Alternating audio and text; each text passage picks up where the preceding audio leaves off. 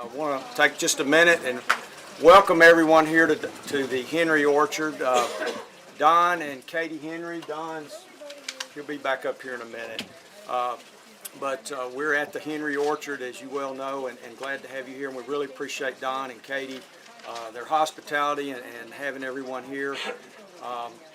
Don's been in, I've been here since 1985, and Don Henry had peach trees when I moved here. So he can tell you a little more about the history of the orchard, but he's been in the peach business for quite a while, and blackberries, and now he's expanded into strawberries too. So a real good, well-established orchard here. After we prune here, the next thing we're going to go back across the road to Kenny Swan's. Kenny's back here in the corner.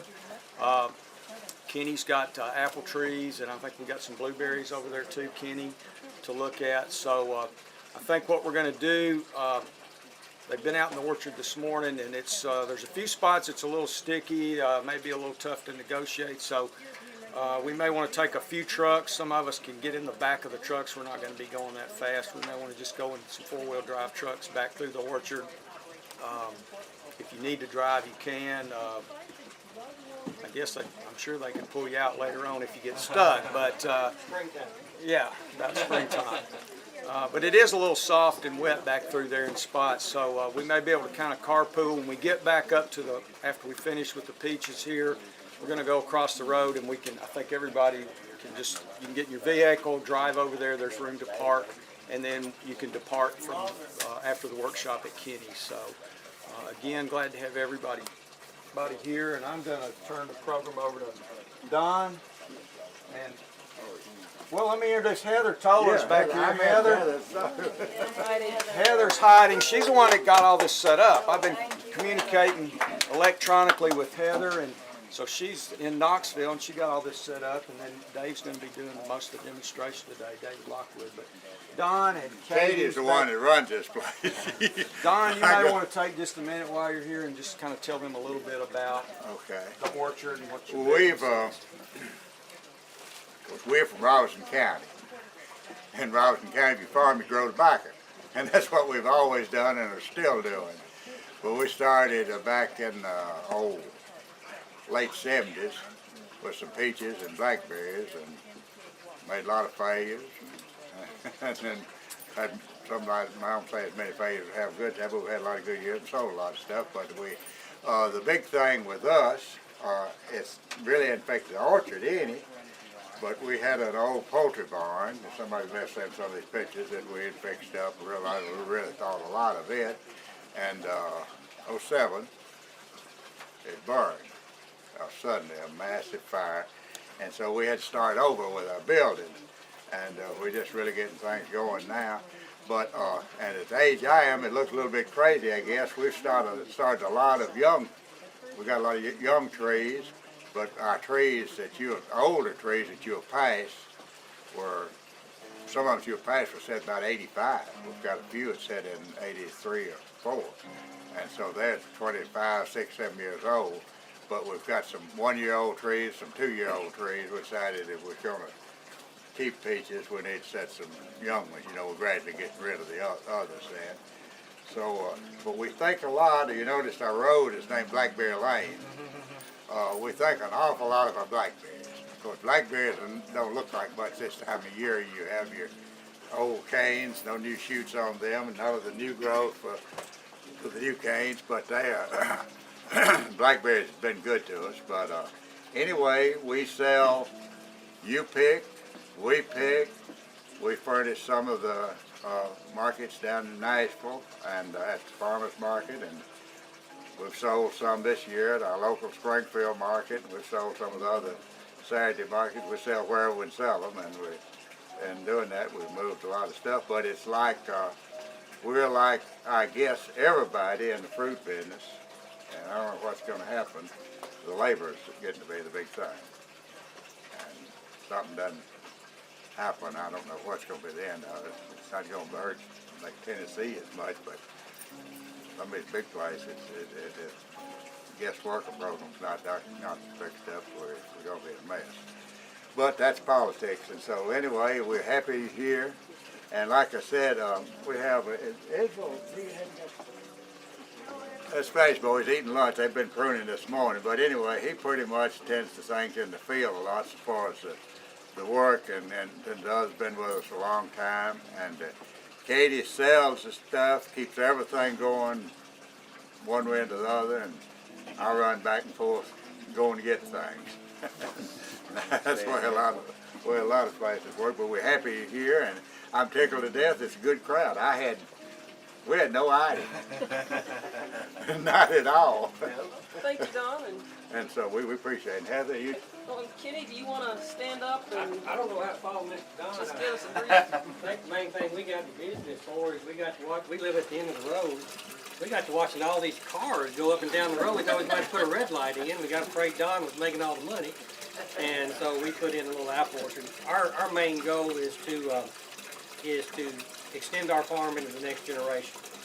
I've got 3 sons, and I really want them to carry on the farm if we can. And when tobacco went out, we started looking for ways that we could keep that going. We're 70 acres. We're not row croppers. We got a few cows, but we wanted something where we could sell some fruit and we could sell some experience of picking the fruit and some stuff like that. And my boys, I've got one that graduates college next year, and he'll help. And we just want to do something to extend the life of our family farm. I think a lot of us probably in that boat. Don's been, I want to say publicly, how good it is to have somebody like Don and Katie Henry that have been gracious with a young fellow like me, not so young now, through the years. It's just helped out and really showed me what to do, and sometimes laughed with me and laughed at me when I did the wrong thing. So we're proud to be their neighbors and proud y'all are here to see us.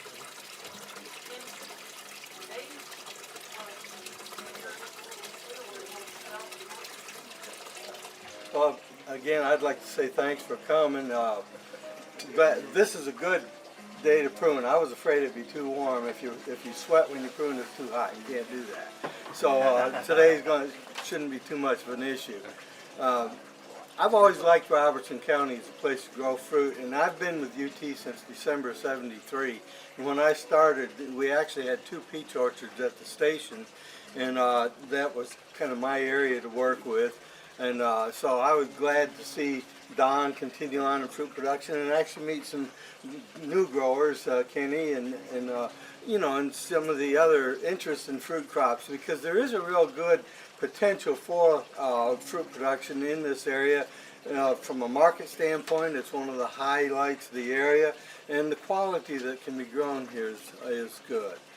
Today, we're going to look at several different crops. And one of the things, Don and I did a little preliminary run. We drove by a plum tree, and it's actually showing green. We're running a little bit ahead of schedule this year, and it's got us nervous. And if you've got fruit and you haven't done a lot of pruning yet, that's good in a way, because we don't know what's going to happen or what has happened actually in the last couple of nights. I was in a peach meeting on the Florida-Georgia border last Wednesday. They were in full bloom, 3 weeks ahead. Middle Georgia on Tuesday, they were concerned they weren't going to get enough cold to get the bloom and normal growth out of the tree. What bothers me here, we never run into issues where we don't get enough cold, but what we'll run into is what we've seen all winter. We'll get mild weather, and then we'll see this abrupt drop of the temperature, and of course as the buds get further advanced, they have a hard time handling this rapid adjustment in temperatures. But with fruit crops, you've got a little bit of a safety net built in. Now the fruit buds on the trees, on the vines, and on the canes were actually formed or started to form last summer. So in a crop of fruit, you've got a multi-year effect. And so those buds are out there for quite a while where they're vulnerable to weather. But the good part of it is, on a healthy peach tree or a healthy apple tree, we can set a full crop of fruit on about 10% of a normal bud crop. So we can stand to lose a few and still come through with a good crop. In fact, one of the biggest challenges we have in fruit production is thinning the crop down to get it to be a manageable size where we can get good yield, good quality, and also get good yields the next year. That's the secret. You want good cropping every year if possible. So as we prune, we're going to be cutting a lot of fruit buds off today, and we'll talk about that out in the field. But that's going to be a good thing. Pruning and training are two things that you do simultaneously early in the life of the orchard. Training is actually selecting limbs on the trees and manipulating the limbs to get the right shape, the right framework for the tree. And then pruning involves making cuts to direct the growth, to renew fruit wood, also to thin out the crop. And also, I look at pruning as a pest control operation because we can identify dead, diseased, or maybe insect infested areas and prune those out. And by doing that, we can lessen the pest pressure as we go into the growing season. So we're fortunate here with the orchards in peaches that we've got several different ages we'll be able to look at. And then young apple orchard where the shape is still being developed on the trees, blackberries, and then we've also got the opportunity to look at some blueberries as well. So we should have a pretty good afternoon. And I guess that unless there are any questions that we can handle here, I'm about ready to go. It's getting hot, time to go. This is actually about the size tree I like to plant. I don't like big trees because you pay more for a big tree, and when you get done pruning it, you got a small tree. So if you prune it, at least the way I think. So generally, commercially, we look at a 24 to 30 inch peach tree as probably the most popular size tree. If we cannot get 24 to 30 inch trees, we'll drop back to an 18 to 24, or maybe go up to a 30-36, but I'd rather not go any bigger than that.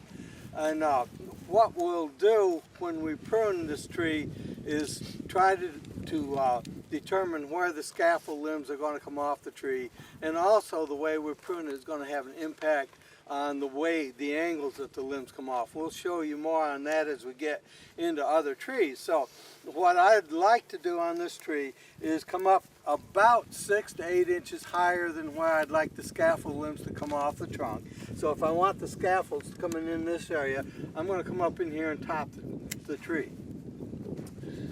This limb and this limb I look at as being too aggressive, so I'm going to get rid of them altogether, and then we're going to go with just what's left on the tree. And rather than cut these off altogether, I want to stub them and leave just a little bit of them. And the reason for that is there's a bud on the basal part of that stub, and by cutting off these shoots and leaving just a little bit of growth, we're not going to run the risk of damaging that bud. And if that bud will grow out and then turn up, we'll get a wider angle and a stronger attached limb by doing it that way. So if you had a nice big tall peach tree, and if you let me prune it the way I want, this is how it's going to look. So again, I don't like big trees, partly because they're cheap and they cost more, and another reason is you're going to have to do more pruning on. With that tree now, we're going to get good growth if we have a decent year, and we're going to be selecting limbs down in this area. We'll get new shoots coming from up in here, and these could be real big, vigorous. And so one of our summer jobs is going to be to come through and pinch the tips out of the growing shoots coming up here. I don't want to take the shoots off entirely, but I want to dwarf the growth that we come up here and keep a clump of leaves here, because that further forces these limbs to grow out around that light competition and gives me better angles and better, stronger limbs. So that's kind of the way we start off. Now, are there any questions on that? Sir? Two questions. First of all, what's a fair market price to pay for a tree the height you described? And that particular tree, what kind of growth or height would you anticipate by the end of the season?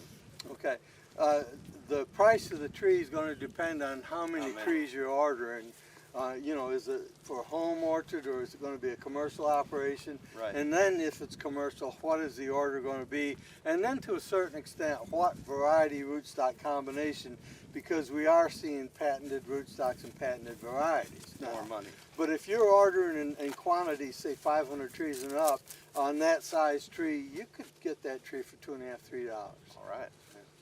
Now, if you buy it, just a few trees for your lawn, and you go to some of the home garden supply places, you probably pay $15, $16 or more for the same tree.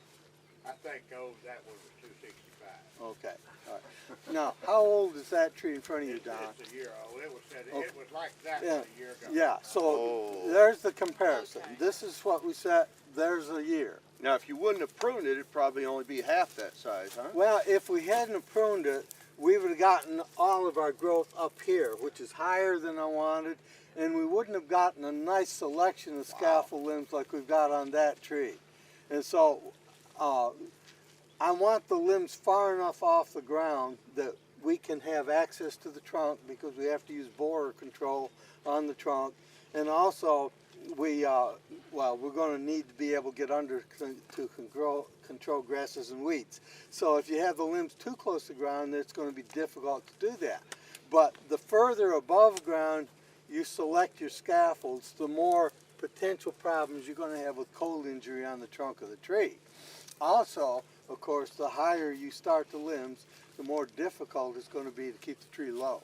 And my goal, and Don's, as you could see by looking at the old orchard, is to keep these trees low enough that you can do pretty much everything from the ground. Once you get your feet off the ground, you about double your cost of production. And on peach, even more so than apple, by letting the tree get taller, you don't increase your yields necessarily, you just move it on up in the air, because fruit production, whether it's peaches, apples, blackberries, or strawberries, is all about capturing sunlight. And if you have a tall tree, especially if you have a fairly thick tree, you shade out all the lower shoots and you lose all your fruit wood down low in the tree. And up high, where you get good sunlight, is where you get all the fruit buds. By keeping the tree relatively low and open, we can keep our crop lower down where it's easier to handle. Are they standard? And that's a real good question. Are these standard? Yes. In peaches, for commercial production, we don't have dwarf or semi-dwarf trees like we do in apple. There are some dwarf peaches available, and the homeowners quite often use them, and there'll be two ways they dwarf a tree, either through the use of a rootstock that probably a plum or a plum hybrid rootstock, or they'll use a genetic dwarf. The patio peaches that you can plant in half a whiskey barrel, those are genetic dwarfs. And the reason we don't use them is that the fruit quality is inferior to what we get off of these. So this tree is either going to be probably either Halford or Guardian rootstock, depending. And I prefer Halford for us, but Guardian is a patented rootstock that was developed by USDA and Clemson University for use in areas where they have peach tree short life problems, which is middle and south Georgia and parts of South Carolina. Not here. So from your 18 to 24 inch choice to harvestable peaches.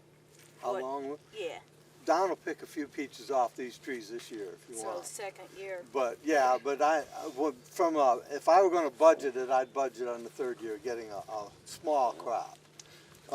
Now it depends on how your tree grows. If it grows as well as these have, it would be good to have a few peaches to help open that canopy up even more. You've got plenty of vigor there, and you can support a light crop. If you didn't have good vigor, then I wouldn't let it have anything at all. Lisa. What about, Dr. Leffler, what about fertilization on a little tree or a year-old tree? Okay, fertilization. First off, before you plant the orchard, one of the best things you can do is soil test the orchard and adjust the soil pH, adjust the phosphorus, potassium, and you might even look at organic matter content of your soil, because that has a lot to do with what we'll use and how much we use. And if you can go ahead and get the pH adjusted and get your P and K levels adjusted before you plant, the only thing you really need to worry about post-plant is nitrogen for several years. And there's no need of putting nitrogen around these trees until after bloom time in the peach, because with the soils as cold as this and with the stage of development of the tree, research has shown that on a peach tree, all of the growth for at least the first 30 days following bud break is coming from food reserves stored within the woody tissue of the tree. And actually that stored food plays a part in growth of the tree and the fruit for the first 75 days following bud break. So if you were to put down a nitrogen fertilizer now, and we used to say fertilize a month or so before bud break, by the time the tree was able to use it to actually pick it up, a lot of that nitrogen would either be leached out of the soil, or depending on the form, it may have volatilized into the air. And so we're looking at actually waiting until a month or so after bud break and coming in with a light application. And I say light here, it would be 1/10 of a pound of N. And then depending on whether you're irrigating or how much rainfall you're getting, you might want to repeat that in 30 to 45 days and do that 2 or 3 times, with your last application coming somewhere around the 1st of mid-July. And that would depend a lot on how much rainfall you're getting, or whether you're irrigating or not. And past that 1st to mid-July period, I'd cease applications. Okay. Now, if you want, we can move on to another tree that's a year older and look at that. And then we're going to move on into trees that are a little bit older than these. So when did you say you would come back in here in the summer? In the summer, when I start to get, because I'm going to get vigorous growth from these buds. And you could see on that old tree that was headed right here, the strongest shoots were right up next to where it was headed. We're going to get the same thing here. So when they start to grow out, I'm going to pinch the tips out of them and stop them. But I'm not going to pinch the tips out of these shoots. Gotcha. Dr. Lockwood, in regards to having neglected apple trees that are 5, 10, 15 years old, never really been pruned, can you save them and go back and cut them? Yeah. Because you're going to be taking out a pretty radical operation, I think. Well, okay, the question was on if you had trees that had not been pruned for several years, are they salvageable? And you know, if so, what would you do? And the answer to your question is probably they are. And what we look at on a tree is, well, depending on the age and the condition of the tree. If it's not too old, if it doesn't have a lot of problems, I'll go in and try to make a few big cuts in the tree to get rid of some of the undesirable limbs and gradually expose the interior of the tree to more sunlight. Next year I'll come back and do a few more big cuts. And remember, it took several years for that tree to get in bad shape.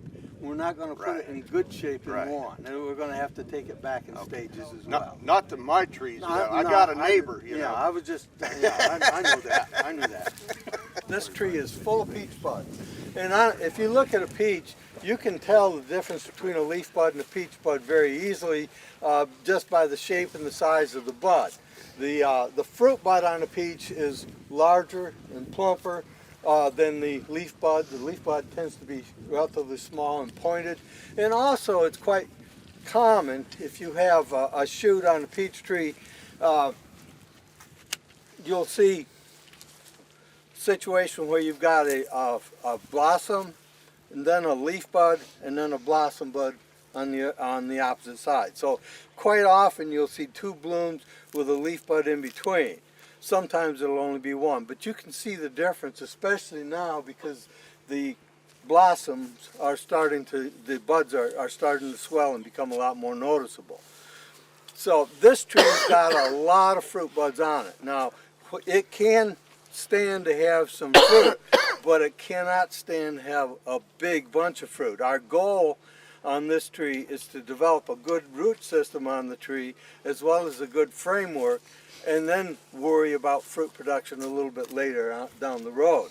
We don't normally try to on this age, although you could. I'll try to have some fruit on the others, but we pretty much try to get it off of these trees. Although it would, I'm sure, a little bit. It could hold some, but you don't want to let it early bear at the cost of Right, the that's tree right, yeah. growing the way you want it. That would be a poor What was this trade-off. tree set? what was This this is a year old. What's that? Set last year? Yes, sir. You This said time it's last same year. size as that little one, nice. We said 18, 24 inches. Yeah, and it was June set bud. this time last year. So now what we would like to do in a typical open center peach tree, and that's still the most accepted way that we train peaches. The open center system is also called the vase type system, but if you look at the trunk coming up, and then you'll have several scaffold limbs going to the outside and no big wood in the middle of the tree. And the reason we select that is that, first off, it's kind of a natural growth habit for the tree. The peach tree does not like to grow a central trunk like an apple tree or some varieties of apple trees. So we try to use more or less a natural shape on the tree. And we also are going to try to keep this tree low. And the way we do that is selecting limbs that go to the outside. Now, on a peach, well, on any tree, the flatter a limb grows, the weaker the limb will be. And the weaker the limb is, the quicker it sets fruit buds. But on peach, you don't want a real flat limb. If you were to pull this limb down and flatten it out, yeah, it would set fruit buds early, but what it would do is put up a bunch of water sprouts straight off the top. So when I select branches on a peach tree, I like to look at side limbs that come off at about a 45-degree angle or higher. Whereas on others, we're going to go a little bit wider. So looking at this tree right off the bat, I think that's too flat, that's too flat, that's too flat. And so my inclination would be right off the bat to think about getting those out of there. And there's no question to me, well, this limb is definitely a candidate to go. That limb's a candidate to go. Over here, making a decision between this limb and the one below it is going to have be based somewhat on the angle that the limb comes off. It also is going to be based on how well it's attached to the tree trunk. What I'm thinking about is probably keeping this limb and getting rid of this, because this has got a poor point of attachment on the trunk, plus it's close to this limb, and you've got some other limbs, at least one of which I'm going to keep, that comes off at the same height. And so my thoughts right now are going to be to get rid of this and probably get rid of this. So keep your eye on Don. So, I'm agreeing with it so far.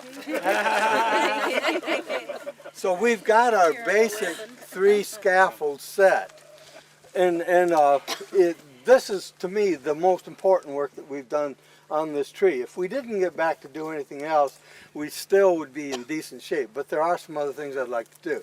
One thing I always look at, too, in scaffold selection is if you've got fairly steady or constant prevailing winds, what direction do they come from? Right out of that church. Yeah. Southwest. And the problem you run into, if you had a limb coming out into the prevailing wind, it has a tendency to go out and then start to turn back.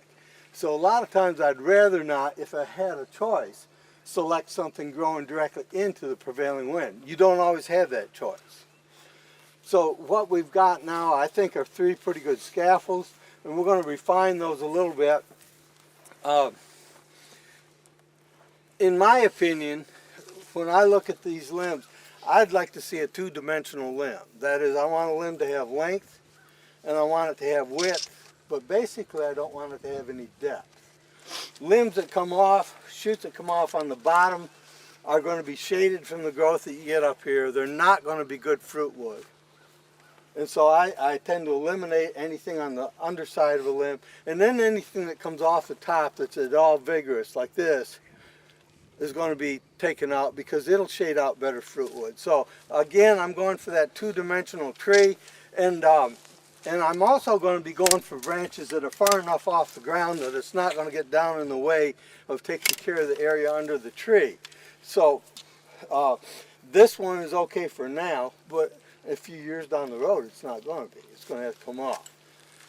What are we going to do to the end of this tree? Ideally, when you look at a limb, where it comes off the trunk, I like to have it come straight out towards me so that it's balanced. And that way when it fruits, it'll pull down and it'll hold the crop. Whereas if you left this and took this off, the limb would go out and turn, and when it pulls, it's also going to twist. The problem you run into, though, is if you cut this off right here, this limb's going to break off. And so the way we're going to go about lessening that is leaving a stub. Now that stub's going to have water sprouts on it, so we're going to have to address that on down the road. But at least we haven't compromised the strength of that union. And here we've got a better situation in that as this comes out, we don't have a situation like this. This is pretty much in line. We can go through and kind of trim up this limb and have a pretty good straight scaffold.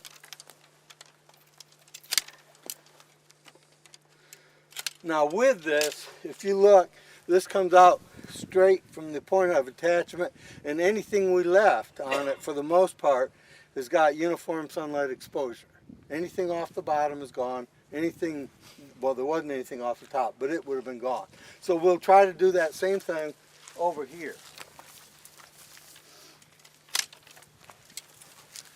Now, this would probably be my choice as far as where it comes out, but if that prevailing wind is coming this way, we could keep that. It'll pull it over.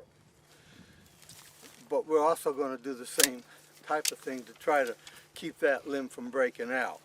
This is on the bottom, so it's going to come off, and now we've got basically our two-dimensional limb.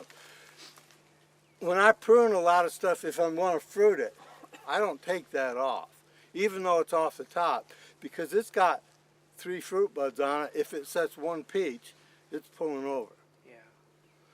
So that's our tree for now. It's going to grow a lot, and you're going to be refining this over time, but at least we've got the basic structure of the tree developed, so it's going to hold a pretty good crop, or potentially could hold a good crop down the road. So any other questions on this? You can leave the height? Yeah, but that's a real good question. I'm not going to top this yet, because if you top this limb, you tend to stiffen the area below it. And this is a good example. This limb was topped right in here. And it could have been topped by an insect, like Oriental fruit moth, for example. It looks like it might have been. But when you top a limb, you stiffen the area below it, and therefore it's less apt to bend out. And if you look at a limb that's been topped, you'll see a big difference in the caliper of that limb below where it was topped versus where it is above. And by not topping, we can get a slender decrease in caliper, and that limb will continue to bend. It'll pull with a load. Down the road, though, if that tree gets too high and the limb gets too stiff to bend, then we're going to come back and head it to an outside shoot, and we'll control the height that way. Did I do okay? Good to me. Okay, unless there are any questions, I think we could move on maybe to a little bit bigger tree. But you didn't finish the rest of them. No, we forgot to tell you before you all get out, these have to be gone. That's our Everybody, yeah. We're going to go buy a little place. No, these trees, Don, is this their 3rd or 4th leaf? It was put in the ground 2 years ago. So, okay. All right. So, This is 3rd leaf. as you can see out of growth, that Don has got some pretty good soils here, and with that knowledge, I mean, he needs to keep that in mind when he's putting the fertilizer out, because he's already got strong ground. And I mentioned something earlier about organic matter, and I didn't follow up on it. But more and more as I pull soil tests, I think about getting organic matter content too. And the reason for that is that for each % of organic matter in your soil, you'll get about 20 or so units of nitrogen liberated each year with mineralization or decomposition of that organic matter. So if you had 3% organic matter soil, you'd be getting 60 units of N liberated per year, a good bit of which is available to the tree. 60 units of N is what I want to put down for the whole year on the tree. And so in some cases, if you've got a real strong soil, if you've got pretty good organic matter content, we don't need to be putting much more nitrogen down, if any. And so that's I put too much. I tell him I tell you one thing that I've tried on fertilizer that for 30-some years. I've been about 3 years ago. I started the first time. I've always used some calcium nitrate and some things like that, you know. But I started doing my soil test, and I think I can really see a difference in the size of my peaches and everything just doing my soil test. And it cut down on nitrogen though. Yeah. Now these I told him with these I just used urea and some stuff and some potash and go along about once a month and pitch a handful out, and I've got a lot of growth, but probably I won't do that from now on though. Could, so you're talking about fertilizers. Yes. How about the trace elements? Okay, normally, but you bring up a real good point. The question was, what about the trace elements? And remember, the trace elements or the micronutrients, while most of them, well, out of over 100 elements that we know of out there, 17 have been identified as being essential to plant growth, and 3 of those, carbon, hydrogen, and oxygen, we get out of the atmosphere we don't worry about. And out of the few micronutrients, they're very important, but they're very important in small amounts. And I very, very seldom see an issue with micronutrients. And what we're going to do more and more to ride herd on the nutritional status of this tree is use soil testing like Don had mentioned, but then also use leaf analysis. And then we're going to look at observations of the tree. What kind of growth did you get? What kind of fruiting did you have last year? Or during the growing season, what's the color of the leaves? And we're going to factor all that in to build our nutritional program on the peach. And we're going to try to cut back on our fertilizer inputs because we're putting too much out. This grew last year, the whole thing. And we don't need that. Ideally, in a bearing peach tree, we'd like to see 12 to 18 inches of new growth, not 12 to 15 feet. Dr. Longwood, if you find a time or two I've put too much nitrogen, and it's hard to, you get a redder peach with less nitrogen. You do. You get a redder peach with less nitrogen. And that, of course, that can go, you can overdo it one way or the other, but heavy nitrogen rates will hurt fruit color. It'll hurt fruit firmness too. It'll soften the peach. It'll delay harvest on the peach. And so there are several negative aspects to it, in addition to the fact that it's cost you money. And so we're going to try to be conservative. Incidentally, this is the kind of peach tree that I see a lot of people want to buy to set out. We don't want that. Okay, because if you set that out and you tell me to prune it the way I want, well, you know, there's your tree when I get done. Why pay a lot of money and end up with something like that? So anyhow, what we're going to do on this tree, the scaffold limbs are established. We're going to try to maintain those.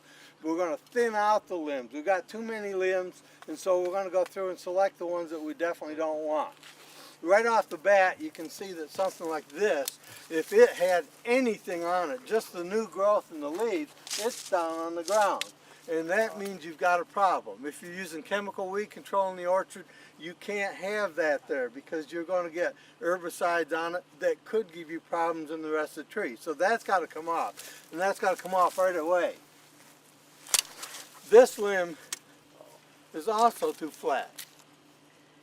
Plus it's shaded from the growth above. But if this set just a few peaches, by the time you get to harvest, it's down here.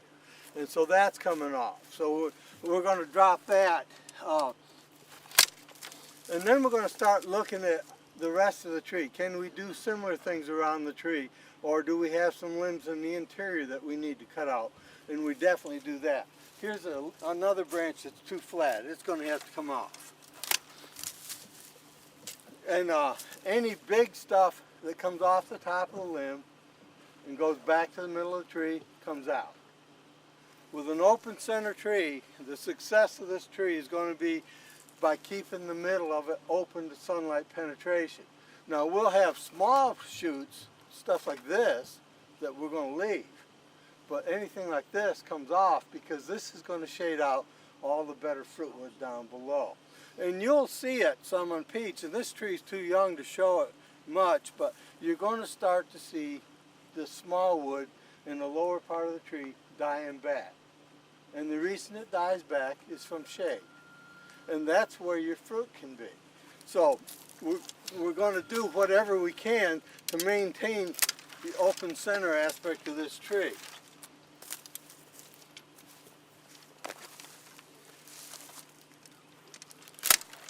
Okay, so now we've got the center open. We still got too many limbs, so we're going to have to make some selections. What are we going to keep?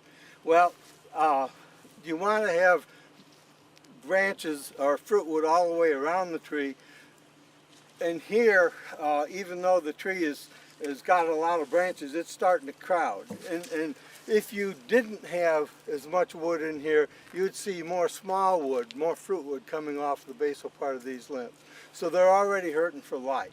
So we're going to come back and try to make some selections. Where you got a limb comes up and splits like we've got here, you don't want to keep that. That's a problem for you because they're going to split right here and you'll end up losing both of these.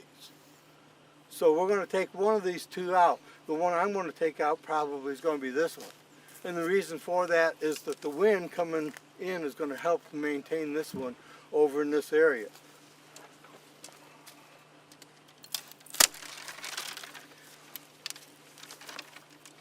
Now, even with this tree, we're going to probably end up with a little bit more limbs than what we're going to want on down the road in another year or two. But we can handle that with time.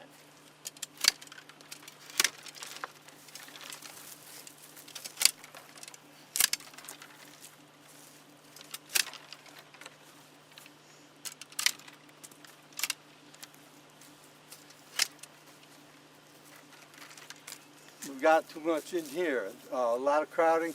This limb is going to grow out and it's going to get down the way. So it needs to come out, and we're going to keep this to pull out here. I'll keep something over there for now, but it's probably on borrowed time.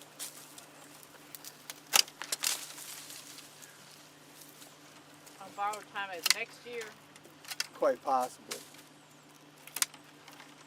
or in 5 minutes? That could be too. Depends on how he feels when he gets over there. Yeah, if I pinch my finger and get angry, it's coming off.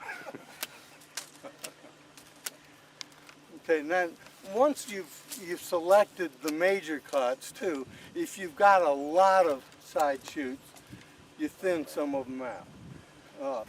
And by doing that, you let more light in, so you do end up with better quality fruit.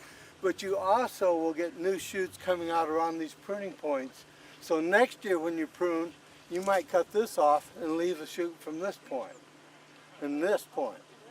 And so it's important to realize on peach that the fruit buds come on wood that grew last year. And that's never going to fruit again in that area. In other words, a couple years ago, this would have fruited. And then it never will fruit here again. What happens is it side branches. The side branches will fruit, they'll never fruit again, they'll further side branch. And so our goal is to continue to thin out some of the wood after fruiting to give us more new shoots coming in every year. That'll be where our fruit comes the following year. So renovating the bearing surface of the tree is one of the things that we're going to do year after year. Now, one of the things I see quite often happening is that we want to keep this tree open in the middle, and you've got a situation like this. Which limb would you want to keep?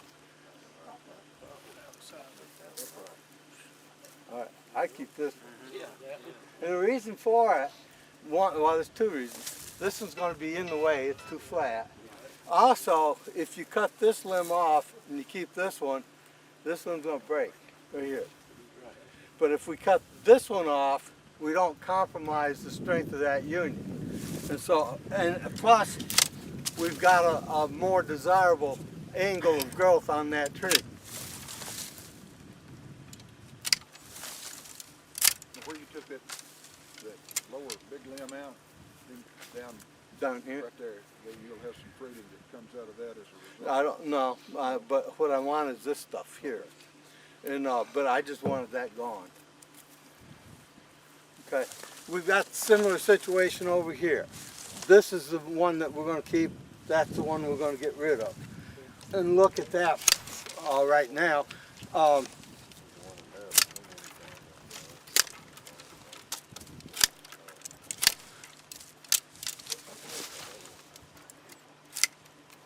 Okay. What did that you just cut off? Was that cutting moth? No, that's good, Don. I'm glad you mentioned that. We've got an insect called Oriental fruit moth, and we'll have several generations of Oriental fruit moth a year. As long as you're getting succulent new shoot growth on the peach tree, when the moth will lay its eggs on the growing point of that shoot and the eggs hatch out, they burrow down into that succulent tissue and start to feed. And the first thing you'll know, the first sign that you've got a problem, is you'll see some clear jelly coming out, and then the leaves up here are going to start to die back. The shoot will swell, and then you'll see that clear gum turning black. By that time, probably the larvae of the insect is already gone. What time of year do they? Is it We'll get first generation of that probably somewhere around, well, shortly after bloom.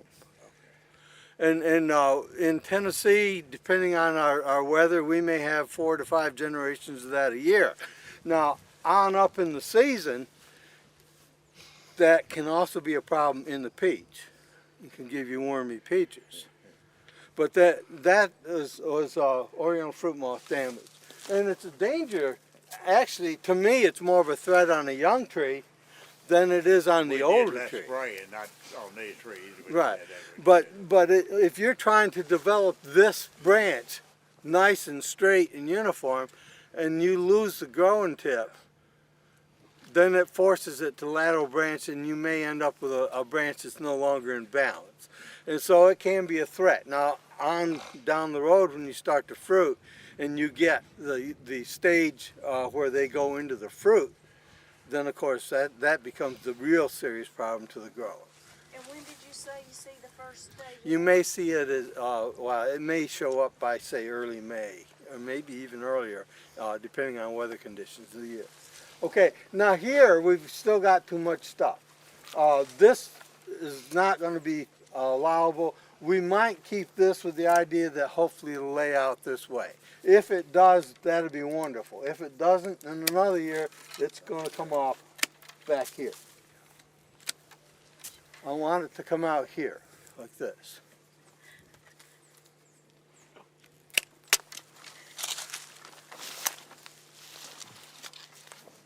And then on this, we'll finish it up with this limb. Could you just give a little guideline about which of those small fruiting branches you're rapidly removing? How you're Tell where making you've those been. choices? Yeah, I mean, first off, if it's on the bottom of a limb, I'm going to get rid of it because it's going to be shaded from the growth above. You're not going to get good quality peaches. They're going to be small, they're going to be poorly colored, they're not going to be good. So those come off. Anything that's vigorous off the top comes off because they don't have as much fruit per unit of length as a smaller shoot will have. And so I want to get, and they're also going to shade out smaller stuff. So I'll get rid of the stronger water sprout growth. And then if you've got a lot of shoots remaining, like we had on this tree and actually still have more than we need, I'm going to come in and start thinning them out. And it's kind of, when we set a crop of peaches, we thin the fruit and space the fruit on a shoot. I'm doing a similar thing with my pruning shears. So that I've got a fruiting shoot here, and I've got one here, and I've got one here, and I got one here. And to me, there's too close. That one will come. Yeah, and I'm curious about the really long ones. This one? Yeah. This one, the reason I'm keeping it, again, if it sets a couple peaches, it's going to pull over. It's And the never one on gonna the be a other problem. side is the same. Same even though way. It's gonna, But if it was strong, and this one won't bend as good because it's been damaged right here. If it's strong and won't pull over, it comes out. Now we're still trying to get back to that more or less two-dimensional limb that we talked about earlier. It's got length, it's got width, it has no depth. We use that same concept when we prune our apples. Although the basic shape of the tree ideally is going to be different, when the way we treat individual limbs are going to be very similar. so you don't care if the weight of those inner long fruiting branches pull down and rest upon their neighbors. Well, yes I do, but we're, what, February 13th. You're Friday coming the 13th back. comes on February. Okay. But what I'm doing now, or if I were pruning all my peaches right now, my goal would be to leave more fruit wood than if I was doing it a month from now. Gotcha. Because I want a safety margin. The hopefully will come through with the crop. The bad point about doing it like I'm doing it is if we don't have that frost or freeze, Don's going to have a big thinning job on his hands. If I didn't have, I can't always do Or it. Israel will because have we a big thinning job strawberries. on his hands. If I could do my pruning all one day, I'd wait right at the almost the 1st of May.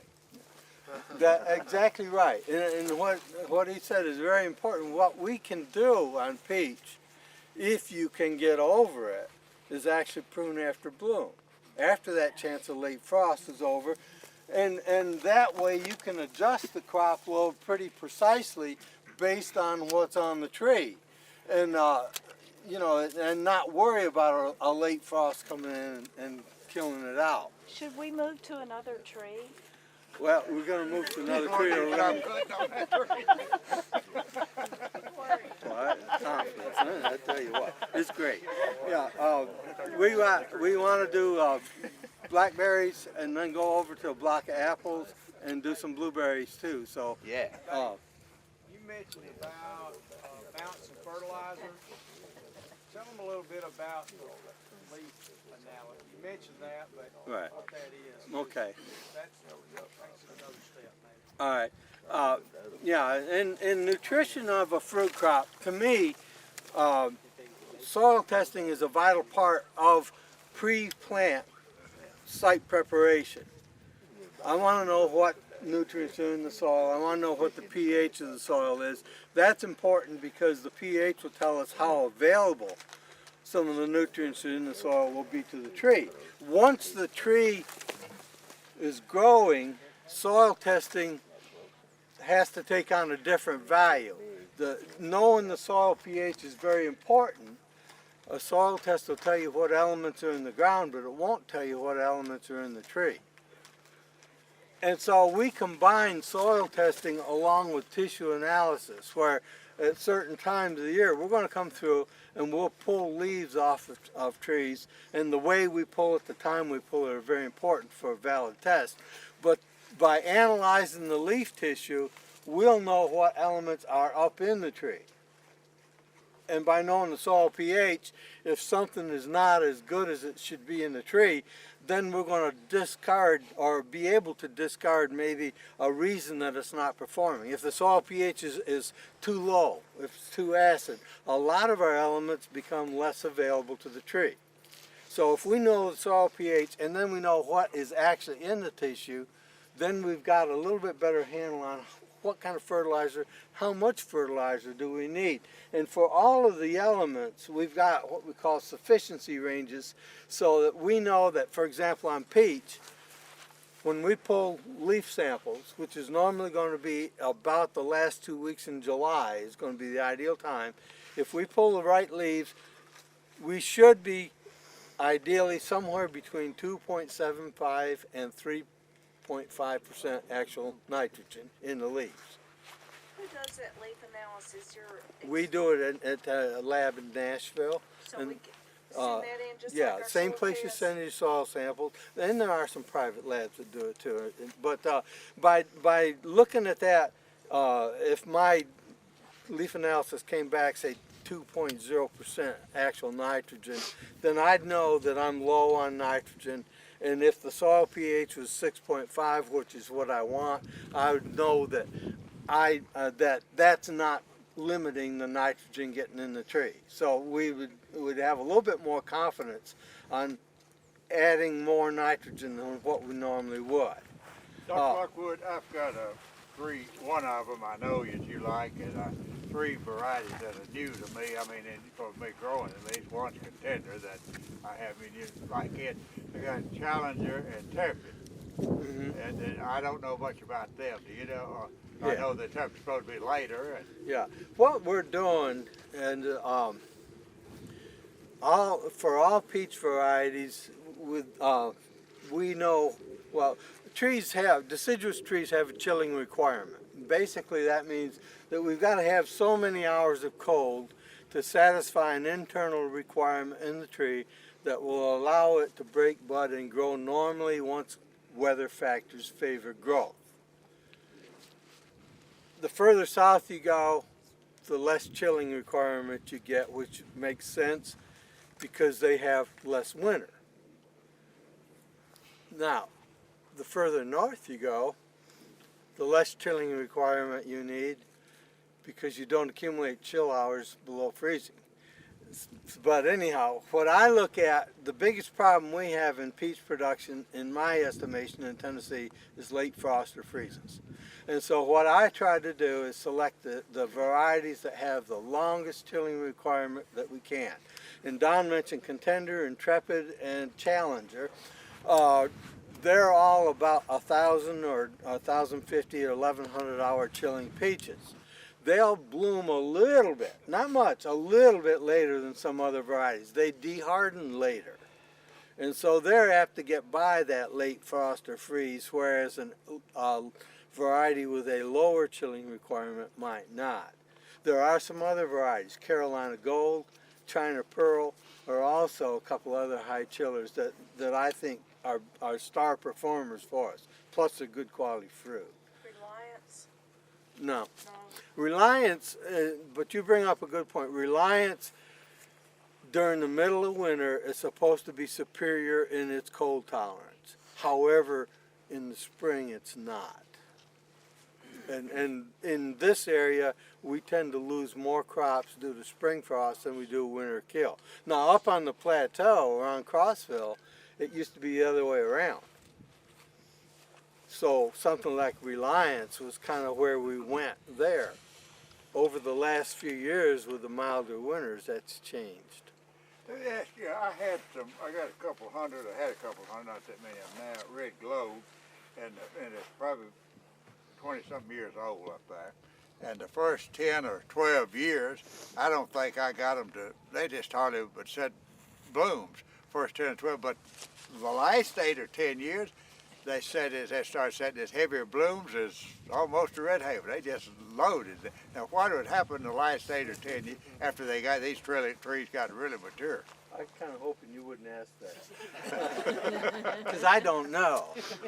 Have you seen that before? Yes, and Red Globe has been one of the more popular varieties if you go a little bit south. And I have yet to see a Red Globe perform well early in its life in Tennessee. Mine sure did. Yeah, and so why they change and come on with maturity, I don't know the answer to that. Not that you get killed, they just, the bloom buds just won't be. They're just not there, yeah. And they're not real sensitive as far as temperatures.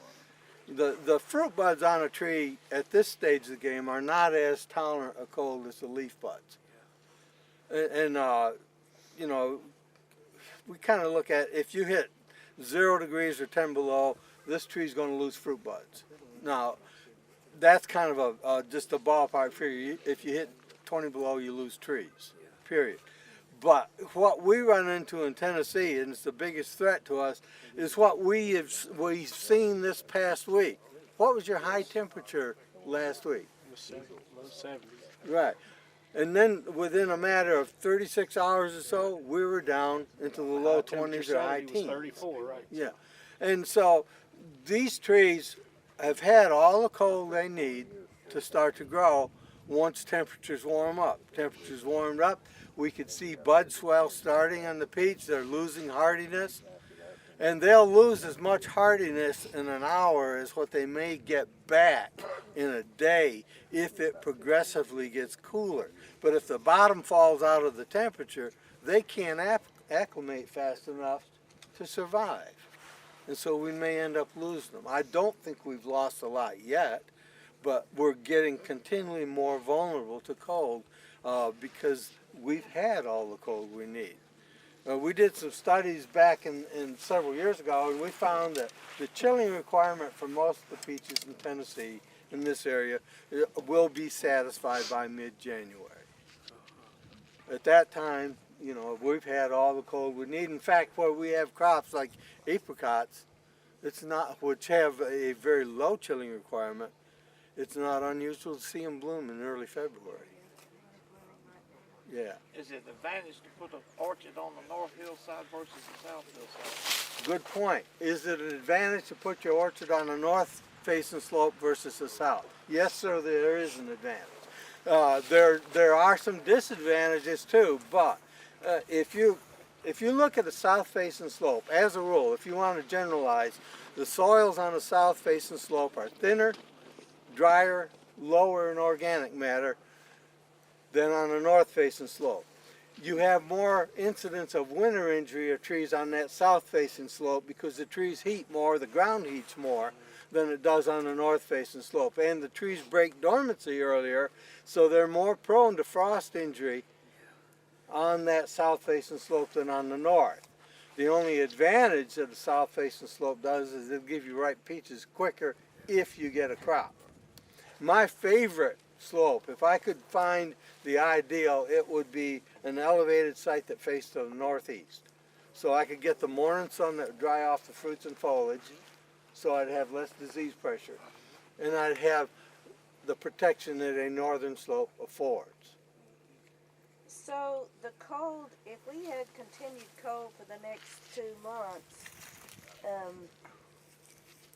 it's not going to slow. If we Is have development? continued cold, yes, it'll slow down development. In fact, some of the hardiness that this tree has lost, it'll regain. Some, but not all. But if we go through this up and down stuff, then it's going to continue to deharden. Yeah.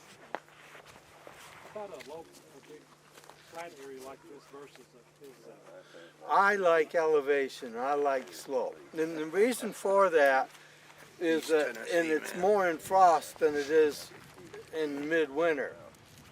But as you go up in elevation, the kind of a rule of thumb in a radiation frost event, and the radiation frost is what we quite often have in the spring, where you've got that bright sunny day, and it may be quite warm at night, the bottom falls out. It stays clear and temperatures plummet. And you may get an inversion layer. Well, but the rule of thumb on a situation like that is for every 100 feet increase in elevation, you get an increase in temperature of 5 to 10 degrees. And we did some work on a peach orchard in Jefferson County several years ago on a major slope. There was about 150 feet difference in vertical elevation from the basal part of the slope to the top. One night, we hit 23 degrees at the bottom of the slope. Full bloom on peaches, wipeout. Top of the slope, we're 35. We didn't lose anything. So, you know, that's why I like elevation. If you're in a flat area, and unless you're on top of a slope with good air drainage off all around you, you don't have that protection. Okay? I always heard the ideal place was the north slope on the lee side of a lake. Well, and you know, that brings up a good point. I was raised in upstate New York on the south side of Lake Ontario, but a little bit too far south. We were about 8 miles away from the lake. We didn't get any lake effect. The lake effect off of Lake Ontario extended between 4 and 5 miles inland on the south side. And so they could grow peaches down by the lake. We couldn't because we got too cold in the winter. A lake that doesn't freeze over up north gave you protection in the winter. It slowed down peach or tree development in the spring because it was cooler. It kept the trees longer in the fall because it warmed the area. And so it gave you protection on both sides of the thing. But what we did find, we grew tart cherries, and they grew a lot of tart cherries by the lake. When we started harvest in the summer, our farm was probably the first one in the area where they harvested because our crop ripened before those down by the lake because of the lake effect. So the body of water does have an impact if it's significant. Now, Lake Erie is a big lake, and it modifies temperatures until it freezes over. Now, what part of And then it's Tennessee gone. is New York in? Or what part of New York is Tennessee in? Tennessee, to me, has been one of the, I guess, more challenging states to grow fruit. But also, from a marketing standpoint, one of the best places to grow fruit. And you can grow good quality fruit. And with peach, there's no place around, I don't care where it is, Georgia, South Carolina, California, nobody's going to grow a peach that's going to taste as good as the peach you grow here and allow the tree ripen. Because peach puts so much of its quality into the fruit the last few days it's on the tree. And if you're going to ship it, you can't let it stay on the tree because it's also too fragile. And so, you know, you can grow and harvest and put on the market, the local market, a much better peach than can be gotten from any place else in the world. We can get double or triple sometimes in price what they can get in Spartanburg. Yeah. Or something Yeah. like that, you know. But that's because you got 10 times better quality. Well, and, you know, it's got so many more and everything. It's about 2:30. Do you want to move on, or do you want to do another peach tree? Let's move on. Where's the boss? Okay. Yeah, they double blossom, just all the thornberries just double blossom pretty much wiped aside. Okay. Talk a little bit about blackberries.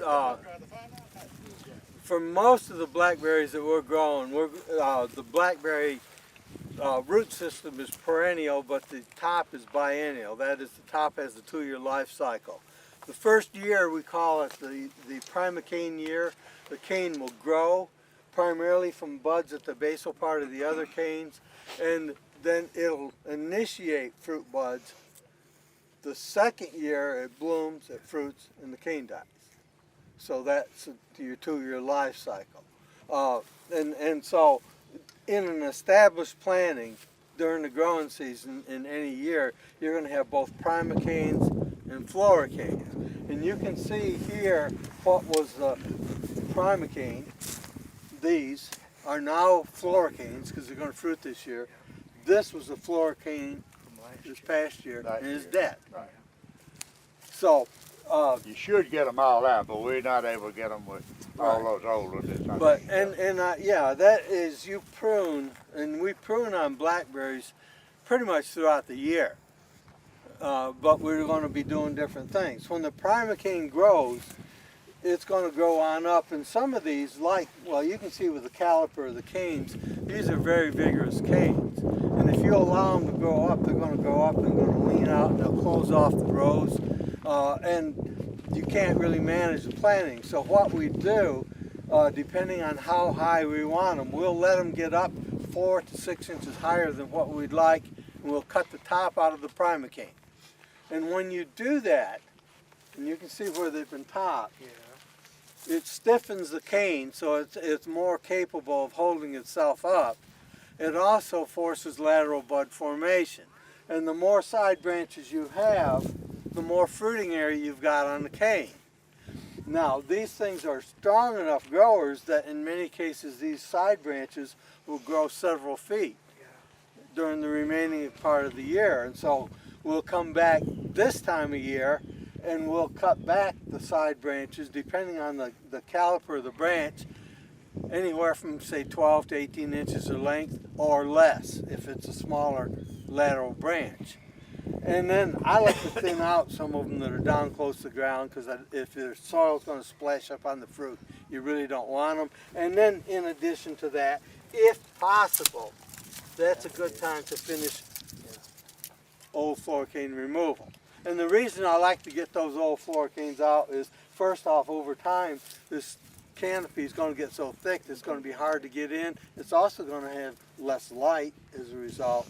And also, if you had any diseases like anthracnose last year, this is a good source to reinfect your new cane. So we're looking at light air movement and also removal of the disease source by pruning out the old canes if possible. So you tell the difference in the primatine and florentine in the color, basically? Yes, Okay. and that holds at any time. This summer, when the new primacanes start to grow, they're going to be succulent and tender, and then these are going to turn more woody. Okay, caney and woody. Yeah, and so you'll be able to tell the difference this summer, and then of course this time of year it's very easy to tell the difference. Yeah. This will look a lot different at about pinning full bloom, because you've got your new all your new growth on these, and then all the new primicanes coming up. It'll be twice as much stuff here or more. Yeah, and we use several different training systems on blackberries, and it's kind of up to the individuals how they want to do it. But several of the varieties, this is Apache, Washita, Navajo, and Natchez is supposed to be what they call an erect thornless blackberry, which means that it should stand up by itself without support. Whereas Triple Crown, which is another thornless variety that ripens a little later than these, is a semi-erect. It'll grow up and trail over the ground and run on the ground. With the semi-erect varieties, we need to give them a support system, a trellis. If we allow these canes to get higher on the erect varieties, we also need to support them.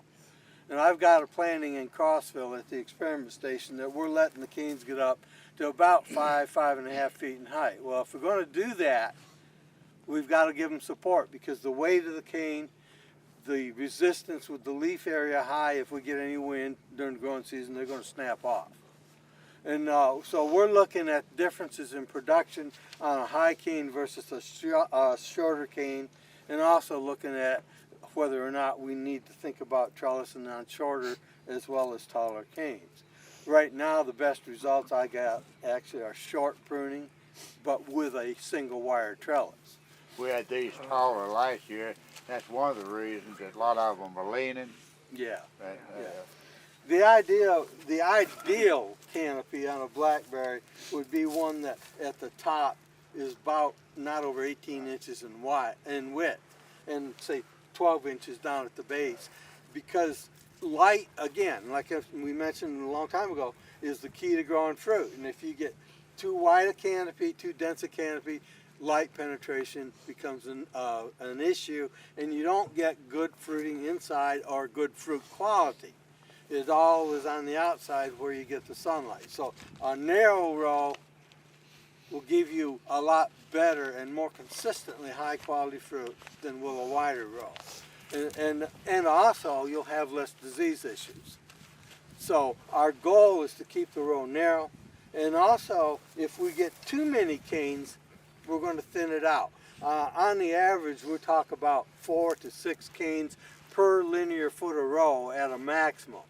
And that'll vary some. I mean, if they're really strong canes and got a lot of laterals, we'll go back towards 4. If they're not lateraled up a lot, we might go to 6. So in pruning, it might be that weak canes like this and those that are down low would come out. And of course, by the time we got rid of the old floor canes, and then we got rid of the weaker canes, we'd be down to that ideal cane length. Or at least we'd be a whole lot closer, because we're going to open this up and have better sunlight, better quality fruit as a result.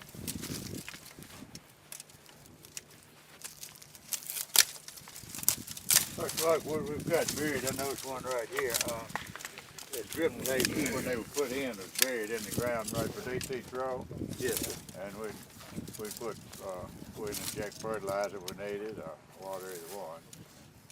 Yeah, and that, I really think that that's a good thing to have supplemental irrigation, because, well, what we found, if you've got the ability to irrigate, and trickle irrigation, where you put the water on the ground underneath the plant, is the only way to go.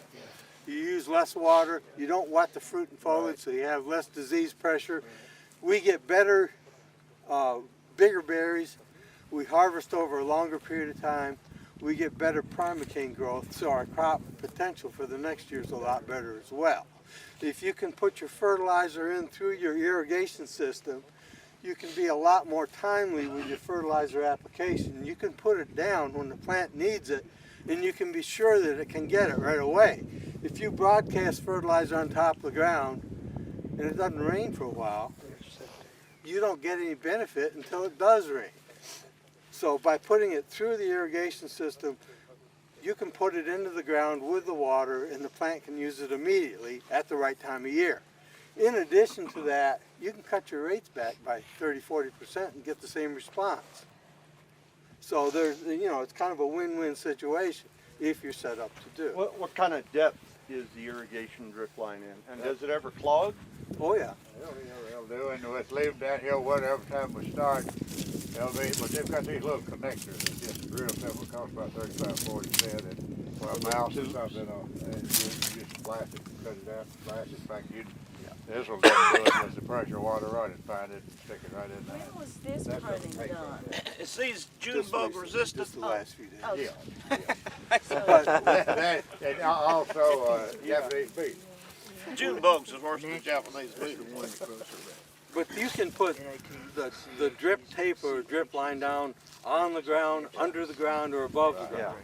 And it depends a little bit. We put drip tape down on a planting that we did in Crossville, and within 3 months or so, we had leaks all over the place because we had a lot of mice. I'm not sure that I'm going to bury much more. And so what we ended up doing is we started using orchard tubing and actually suspending it about a foot above ground. That's nice to be able to see it. It's kind of a pain too.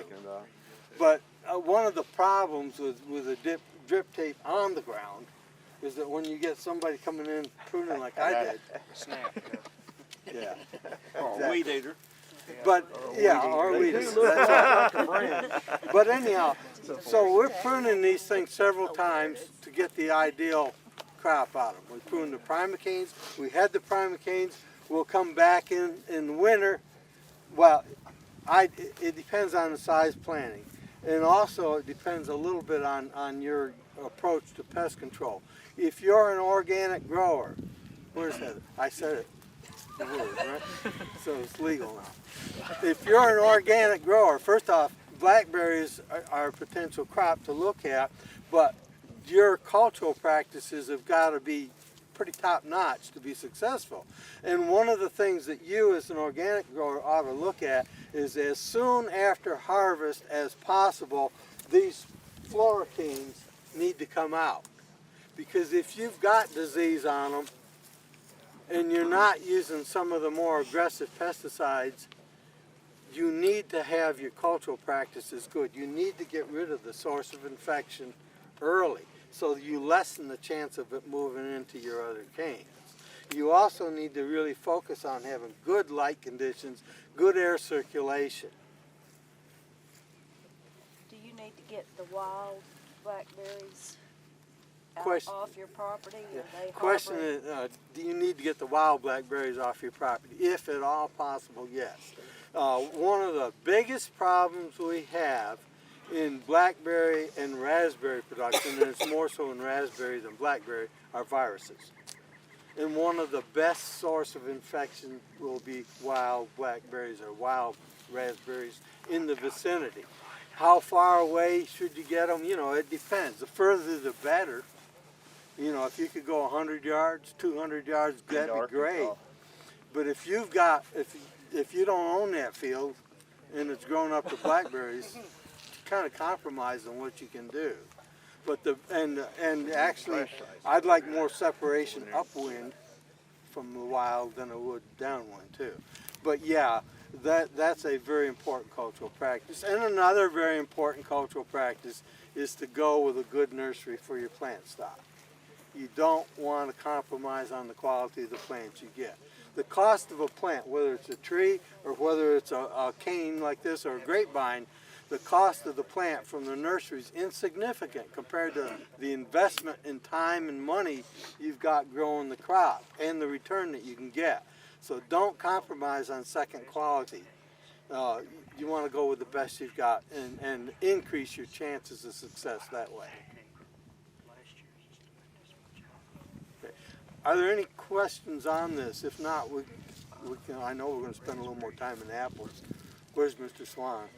Yeah, we're gonna learn what not to do, I think, right? No, I doubt that.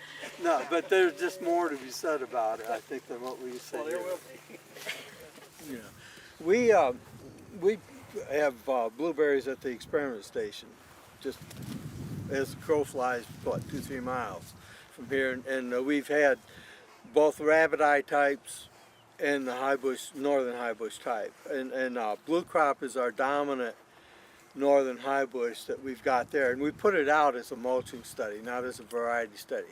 And we use Duke as the pollinator. If I had it to do over again, I'd reverse the two of them.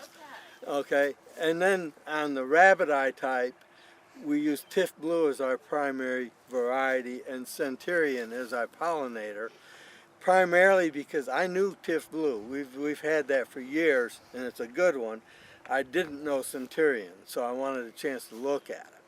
And Centurion is a late maturing variety, and so it also would be a way to stretch out harvest. What we find is that we'll start off harvest about the first week in June with our high bush types, and we'll pick Duke first, and then blue crop comes in, and we'll pick those for about 4 weeks, and when they're starting to go down, Tiff Blue's starting to come in, and we'll pick those for 6 to 8 weeks. And so by doing both types, we're going to have a long period, which can be good or bad depending on your outlook on things. If you got to pick your own, it's nice to have good long harvest season. Rabbit eye types, in the past we were a little reluctant to recommend them in the northern parts of the state because the rabbit eye is not as tolerant of winter cold as the northern high bush. And the northern high bush actually bloom a little bit later than the rabbit eyes. But the rabbit eyes are much more forgiving. They'll tolerate a wider range of soil pH, organic matter, and moisture and do very well, whereas the northern high bush tend to be quite finicky. The southern high bush, like you mentioned, Tom, are also quite finicky. In fact, I had a blueberry breeder in North Carolina tell me that if he could find a rabbit-eye blueberry that ripened as early as the high bush, he never would grow another high bush. But that doesn't happen that way. Let me say 2 things, and I'll let you do things. All right. First off, too, where you plant them, Mr. John, have a lot of trouble is on the birdseed.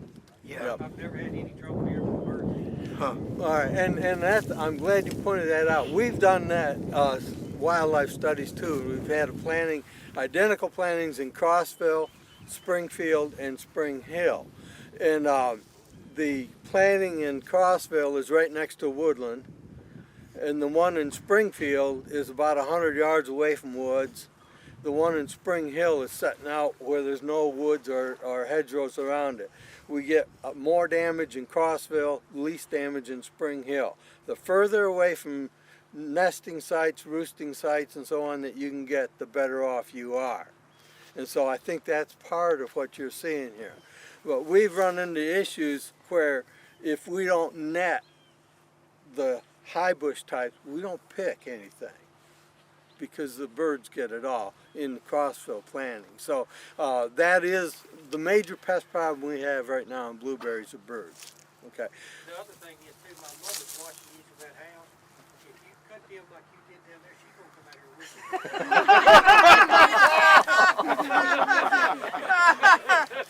She don't believe in pruning at all. She's over where? There? I'll just stand here where she can't see. Right? Now, with blueberries, it's important to keep in mind, to me, with any fruit crop, the success or failure of that crop is pretty much determined before you ever plant it.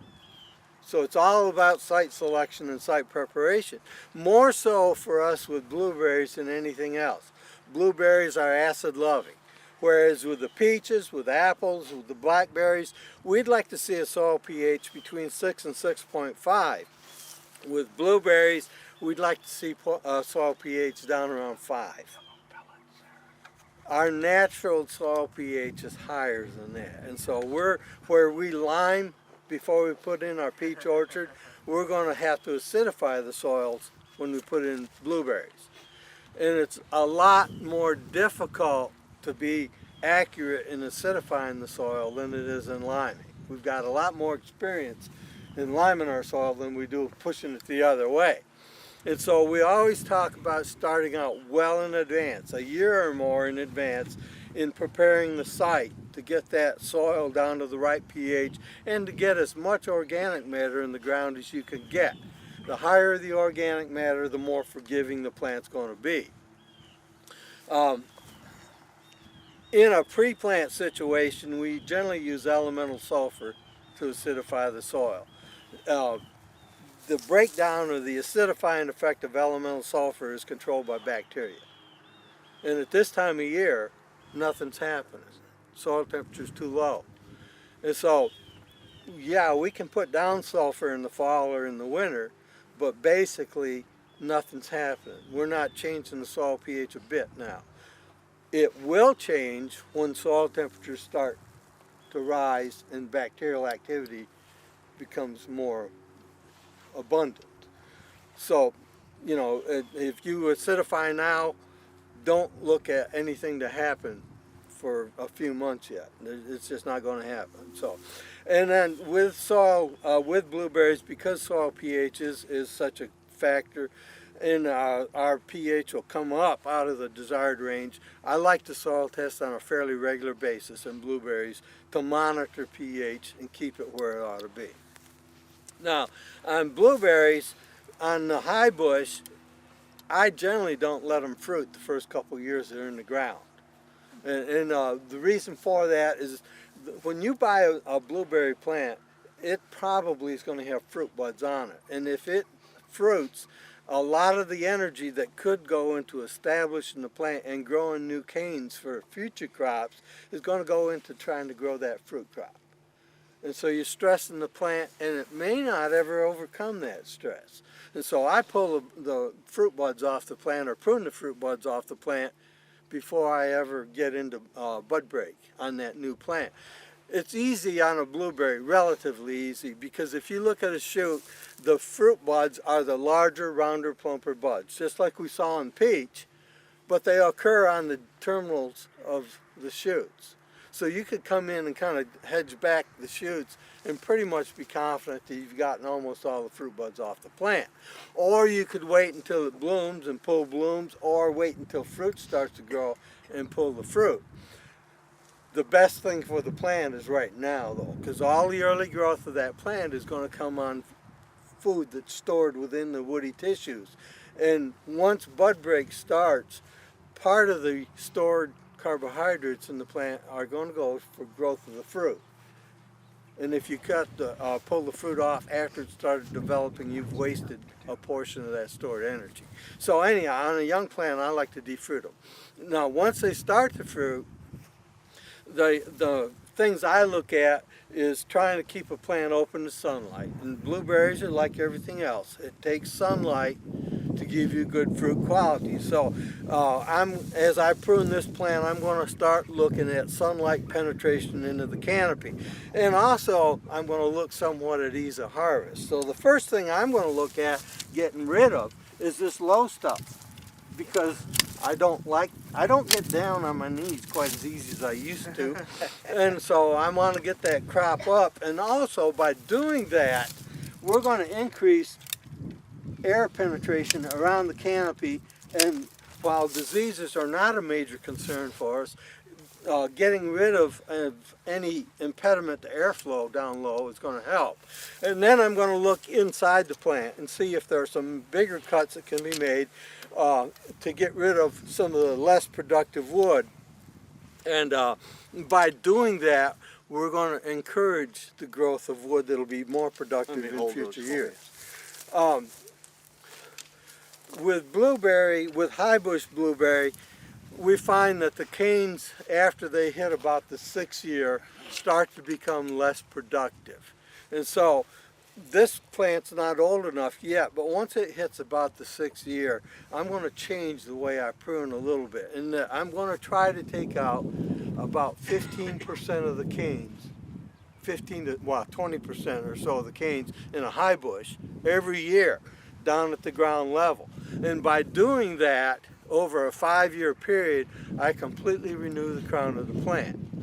And I keep my ratio of new shoots to shoots that are in full production pretty much constant throughout the life of the plant by doing it. A rabbit eye is not quite as fussy, and you might cut back, say, 10 to 15% of the canes each year once they hit about 6 or 7 years of age. But other than getting rid of the low stuff, right now the biggest thing I'm going to look at is getting rid of some of this interior wood that's just low and is not going to be good production. I'm going to thin out any dead shoots I can, and then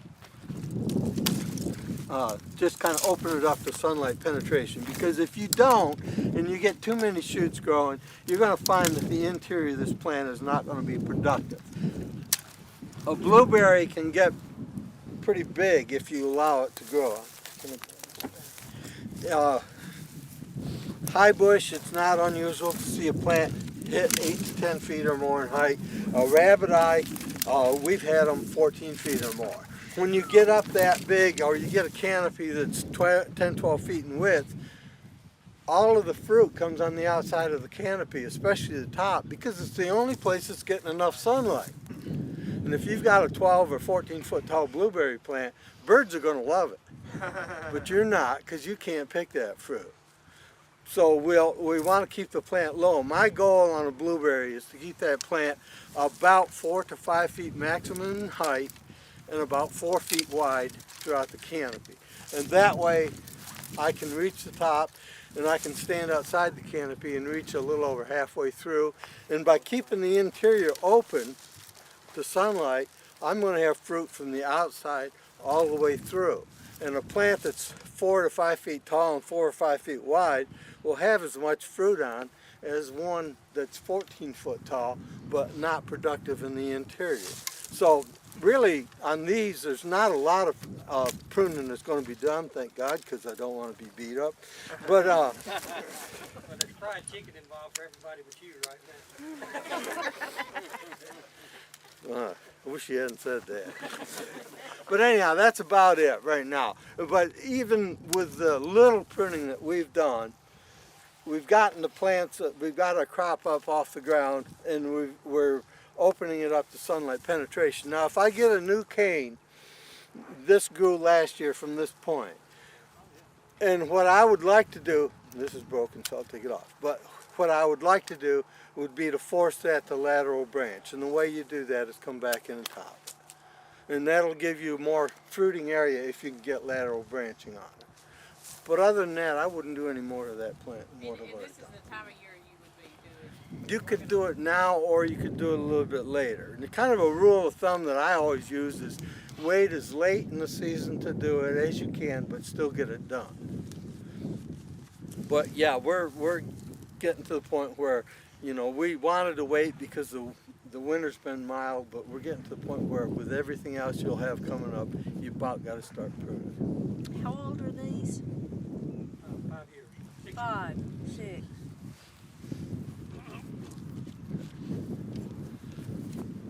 Now, I mentioned that with age you'd start to thin out the canes, and how do you know that? Well, you can get a rough idea. I mean, looking at, that's a fairly young cane versus one that's a good bit older versus one that's even older. So if I were going to start to prune, that would be my first choice, and that would come off down low. This would be my second choice. And then after that, I'd be starting to look at stuff like this, but it would be on down the road another year or two. Question about the pH. Yes, sir. What would you think about the idea of coming in and putting a couple of inches of fresh sawdust around blueberries? If you're using, well, pine or something like that is used as a way to keep the pH down. And it'll help you. If you've got much of a pH adjustment, it's not going to do the job. You got to do something else. And what I generally look at, if I'm using a nitrogen source here and my pH is a little bit on the high side, I'm going to try to get a hold of some ammonium sulfate because it's much more acid forming than other nitrogen sources that we use. But with blueberries, you don't use much. Blueberries are not very efficient in their ability to pick up nutrients from the soil. And so the secret to fertilizing blueberries is to use a very light rate but use multiple applications. So we might use ammonium sulfate, but then we may supplement it with something like ferrous sulfate that will not add any more nitrogen but will continue to drive that pH down. There are fertilizers you can buy specifically for a rhododendron and azalea. Yes. Would you recommend those for blueberries? If I had just a few blueberry plants, that's what I'd That's be what you using. do. Yes, sir. How often can you apply the chemicals to take the pH down, and what time of year? Well, basically, soil testing is going to tell you that. Right. And anytime that the soil test showed that the pH was out or close to out of the desired range, I'd be doing something to knock it back down. And any time of the year? Any time of the year. Okay. Yeah. Because it's not going to be that fast. You're not going to have any real detrimental impact on the plant. It's a slow process. You mentioned pine sawdust and pine bark. What about hardwood? Hardwood doesn't depress the pH as much, but it'll be a decent mulch. It's readily available as long as Yeah. And it's important if you can to mulch blueberries. So the old data recommendations used to be that you could increase your yield by half or so by mulching versus not mulching. We find it to be a lot more than that. It's survival and growth versus not. And so I like to have some kind of mulch, but based on the work that we've done over at the station, it doesn't make a lot of difference what that mulch is. We got about as good a results out of a black landscape fabric as we have 6 inches of sawdust. In fact, our best was a black landscape fabric with 6 inches of sawdust over the top, but it wasn't much better than either one by themselves. And so I look at whatever's most available or the cheapest. Yep. Can I ask one thing? Something I added here. I think you all consider. Yeah, I agree. And to me, irrigation, on rabbit eye it's highly desirable. On high bush it's essential. They don't like wet feet, but they do need to have a fair amount of water, and over time, and they're not efficient in taking it up. Okay, now yeah, we're gonna. Yeah. This tree is a semi-dwarf MM111, which is the largest of our semi-dwarf rootstocks. It's freestanding. 111 will tolerate dry soils better than the others. Also, it has resistance to woolly apple aphid, which makes it a good choice. It's the least precocious and it's the least dwarfing of the semi-dwarf stock. So in many cases in commercial apple orchards, we're not using it as much. We've gone to the full dwarf because we can get into production so much quicker. But you know, it's a good starting place for orchards. Now with apples, ideally we're going to use a different system of pruning and training than what we used in peach. In peach we used the open center or vase type system. In apple we'd like to use a central leader system, which is more like you see with the Christmas tree, where the trunk is the dominant feature in the tree, and then we have layers of limbs as we come off that trunk, with each layer of limbs being shorter than the one below. And if we have a well-developed central leader tree, it exposes more fruits and foliage to sunlight than any other freestanding tree form. So we get the best potential quality. Now, not all the apple trees will cooperate, and there's a difference among varieties as to how they like to grow. Some of them just don't like to put a central leader up. The Malling 7 rootstock down that you have on those trees, they don't like to build a central leader. The Red Delicious and some of those varieties don't like to have a good central leader. They'll have a bunch of limbs that compete for that, and they'll have narrow angles where they come off the trunk. Golden Delicious is one of the better natural shaped trees, but even with that, it needs help. So ideally we'll start off right at the time we plant, and we'll build a tree. And I'm going to cut this shoot off and we'll pretend it's a new tree. This is what I like to buy, an unbranched whip. And the reason for that in a semi-dwarf is I've got the luxury now of determining where I want that tree to limb out. And so I don't want a big tree. I want the bottom limb somewhere in the neighborhood of 18, 24 inches above ground. So if I want the limbs, say where my hand are, I'm going to come up here and top the tree about there. And then I'll get the bud next to where I top will grow on up, and that'll be the central leader. The buds just below that will grow fairly vigorously and have poor angles where they come off the trunk. And I'm going to cut those off on down the road. But the further down from where I topped it, the wider the angles and the more desirable those limbs will be. So that's the way I'll start off with the tree, and I'll build it from there every year. If I've got a tree that doesn't have that form, you're not going to put it back into that shape. In other words, if you wanted to build a central leader, an ideal central leader tree here, first cut you'd make would be take that off. And I'm not going to do that because I'd get in trouble with the boss. You do anything you want to do. But, You can't see you. We've got but what I'm going to do is I'm going to try to push this into more of a central leader position. And the way we'll do that will be get rid of some of the competition.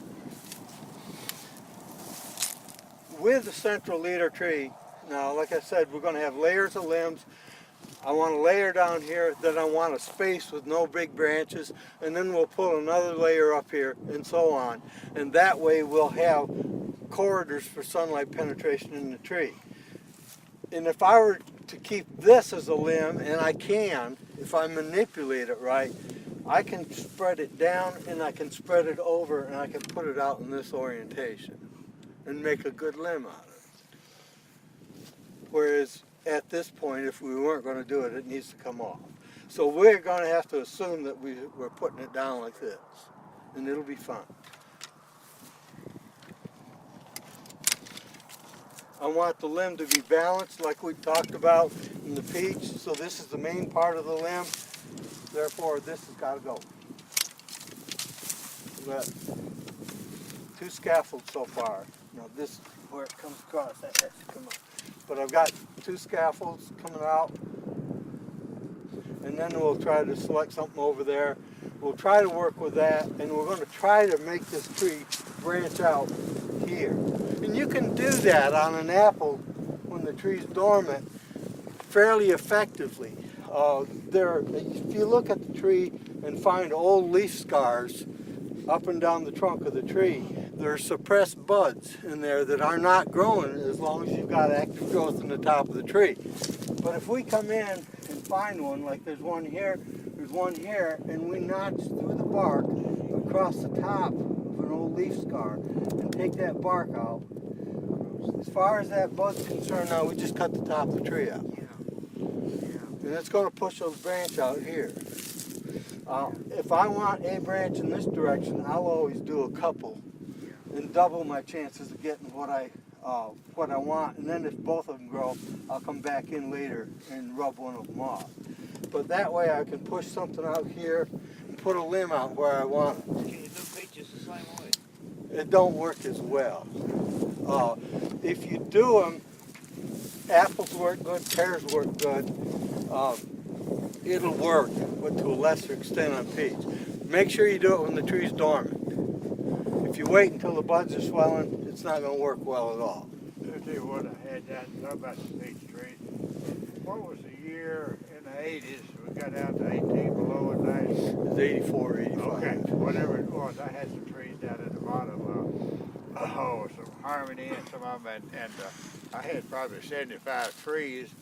Some of them wouldn't be with one scaffold. It froze. Now scaffold limbs that big, and I went in and cut them off right at the stump. It left a shoot coming out, and 2 or 3 years you couldn't hardly tell. Those new limbs had come out, and some of them, there's probably 15, 20 trees that every limb on it froze down to the stump. And when I cut them off, let more come out, and that big stump, I mean, you couldn't believe how they grew. Yeah, if you've got live wood and realize that you've got the roots that have grown over the years, and when you cut it way back, what you've got left is going to grow like crazy because it's got a big root system down there pushing it. Okay, so now we've got a scaffold here, we've got a scaffold here. What are we going to do over here? I would like to come out this angle and use this branch here. And if we're going to do that, then we're going to have to get rid of that, and this stuff.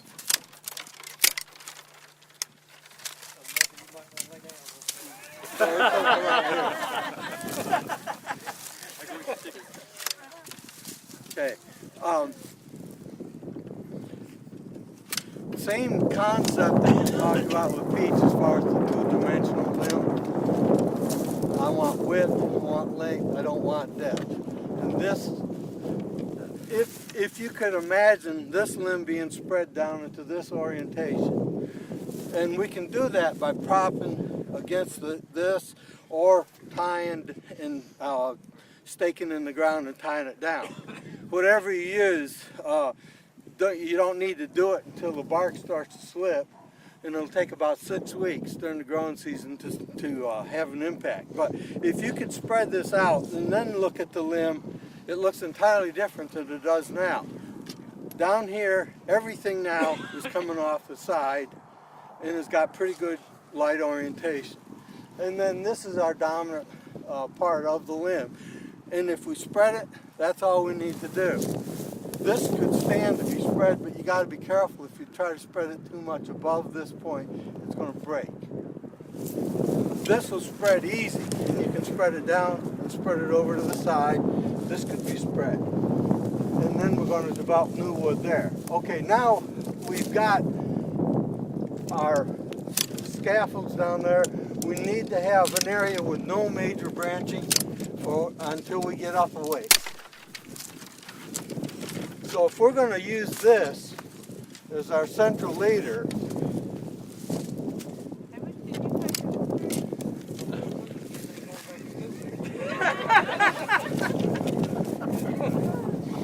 okay, now we've got this, this, we're pushing something out here. We're going to try to develop more wood up in here. If these are fruit, and there's a fruit bud here, then they're not going to be any problem. And then when we get all done now, we don't leave any side branch taller than the central leader in the tree. So right now this is taller, but if it's spread down, it's not. But if that was going to be an issue, then we come back and cut back the tip. And when we cut it back, this has to be longer than any of the side shoots, or else that's where the growth is going to go. And when I cut back a limb, I'll cut it back to a bud that goes on the outside, so that as it grows, it'll grow out and then turn up, and it further pulls this tree or this limb to the outside. Then this will be topped again, and when we top it, the reason I topped it there is I want to stiffen it. I also want to force more side branching and give us more fruiting area. So basically right now that's our tree. But you've got to use your imagination. Imagine this spread, and we'll develop something out in that direction. Okay, how old are these trees? 6 years old, okay. And they're gonna fruit this year? They'll have some fruit on. Did they Actually, fruit they last- would have had last year? some fruit on. Yeah, they would have. Most of them laying on the ground now. What about cherry trees? I mean, just the peach type or the apple tree type? Normally, if it's a tart cherry, it's peach type. If it's a sweet cherry, I kind of let the tree do what it wants to do. In other words, if I can, I'm going to treat it like a peach. If not, I'll treat it like an apple and grow a central leader in it. We'll see them both ways. The tendency right now, especially with the dwarf sweet cherry trees, is to have them more open like a peach.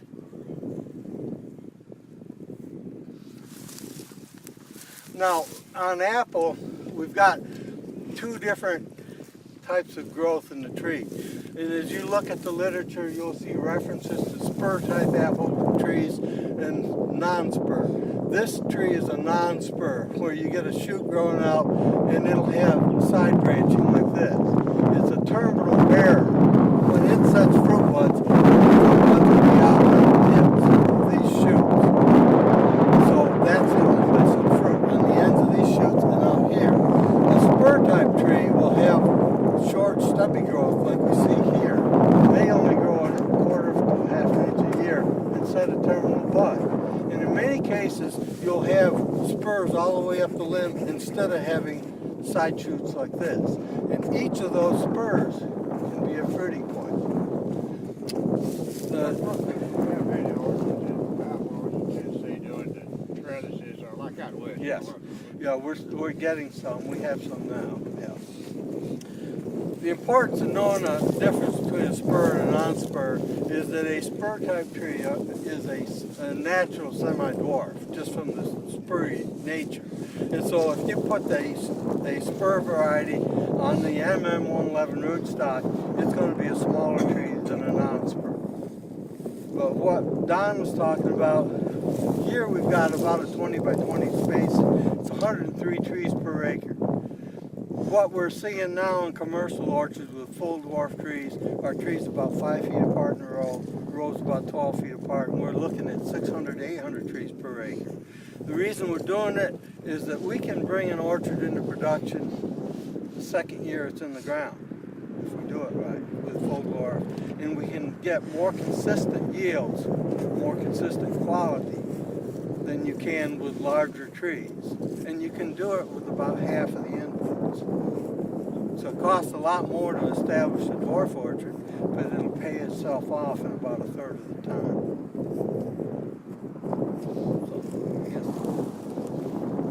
Most of the end. These orchards like Let's thank Dave for his time and expertise. Before everybody heads out, we've got Crop growers. Some of the things that we've done with orchards have been new trees, putting in new orchards.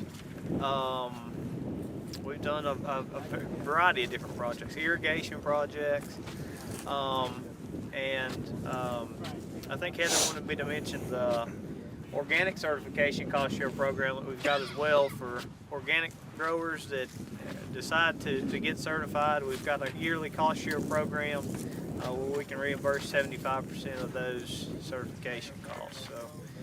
So a couple of opportunities there. The information on those programs is available on the Organics website, organics.tennessee.edu. I've also got a couple of cards, I think, if anybody wants one, or Heather can put y'all in touch with me. So.